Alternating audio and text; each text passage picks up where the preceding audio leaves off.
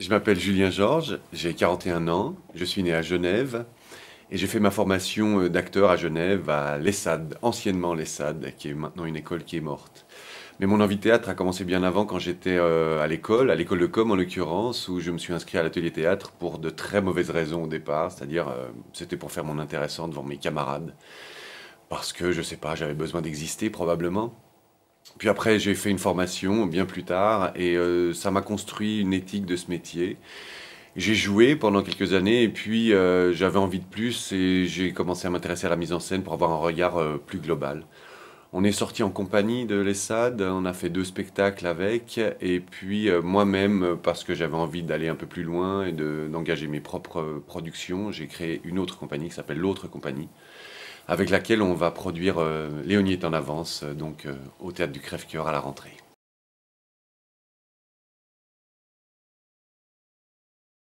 L'histoire est très simple. Léonie va accoucher après seulement 8 mois de mariage. Son mari, tout doux, c'est son nom, va essayer de la soulager, va subir un déluge de reproches.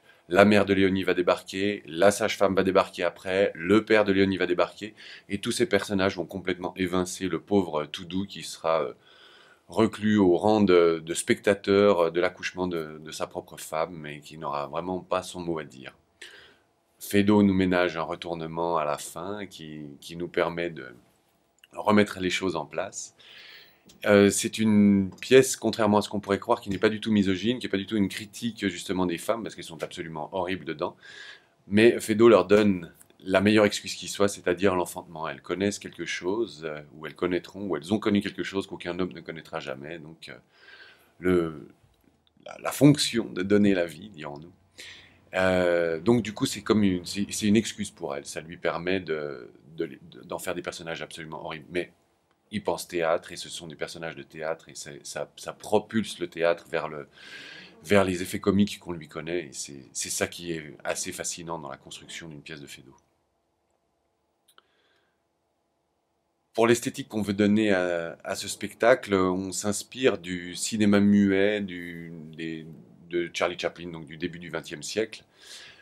C'est une période, c'est juste après que Feydeau a écrit la pièce. La pièce date de 1911 et Chaplin, c'est plutôt les années plutôt 20-30 comme ça. Mais disons que ça nous permet de référencer le spectacle, d'en avoir une image forte et puis de le référencer pour le spectateur et d'avoir une référence qui soit, disons, artistique dans l'histoire de l'art, entre guillemets, et pas historique à proprement parler.